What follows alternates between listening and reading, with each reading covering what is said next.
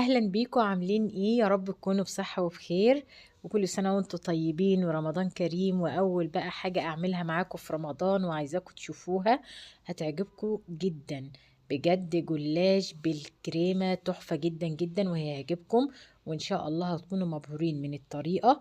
بس يا ريت تكملوا معايا الفيديو للاخر لو بتشوفوني لاول مرة، وما تنسوش تعملوا لايك واشتراك في القناة، وعلشان كل فيديوهاتي توصل لكم وتقولوا لي ايه رأيكم في الوصفة لو عجبتكم فعلا. بجد الجلاش بالكريمة هيبقى سهل وبسيط معايا، ومش هتندموا لو شفتوه الفيديو للآخر، عشان بينا تحلى اللمة في رمضان.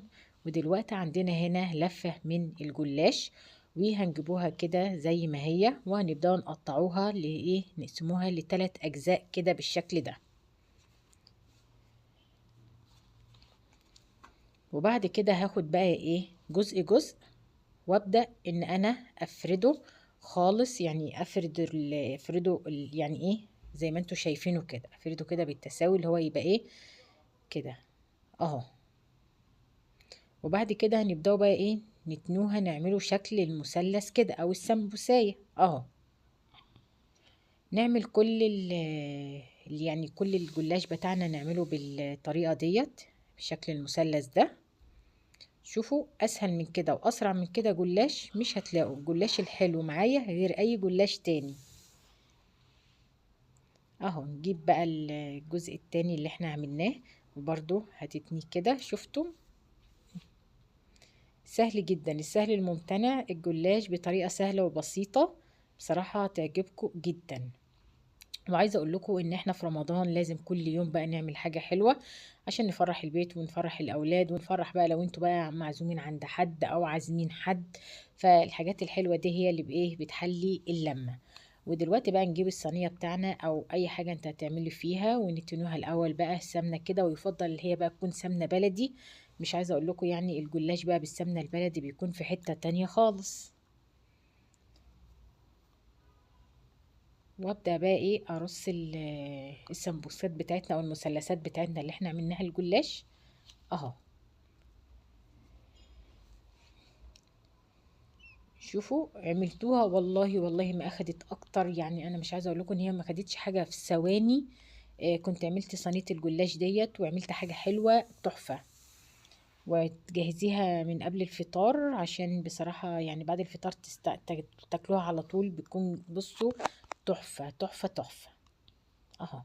وطبعا الاجزاء اللي هي المستطيله والمربعه ديت اللي كانت القطر، فطبعا احنا مش هنرميها، نستغلها ان هي قطعه جلاش كده زي أي قطعه. وبعد كده نقوم دهنين الوش بقى بتاعها كده بالسمنه بتاعتنا، وننزلوا بقى بيها كده لغايه ما نغطي بقى يعني ايه الجلاش كله بالسمنه كده زي ما انتوا شايفين اهو.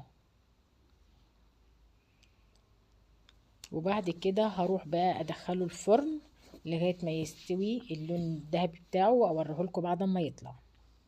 وعبال بقى ما يكون الجلاش بتاعنا في الفرن بيستوي، هنبدأ بقى نحضر الكريمة. عندنا هنا كوبايتين من الحليب أو اللبن، هننزل عليهم بثلاث معالق من السكر وأربع معالق من النشا. وهنبدأ بقى ندوبهم كده مع بعض، ندوبهم كويس جدا لغاية ما يبدأوا يدوبوا مع بعض كده، ويعني ايه، ويكون يعني النشا داب خالص هو والسكر مع اللبن. وبعد كده هروح ارفعهم على النار لحد ما يتماسكوا مع بعض ويكونوا الكريمة اللي انتوا شايفينها قدامكم دي، وانزل بباكو من الفانيليا واقلبه كده، وتبقى الكريمة بتاعتنا بقت جاهزة. احطها في اي طبق او اي بولة واغطيها لحد ما تبرد عشان ما تعملش وش.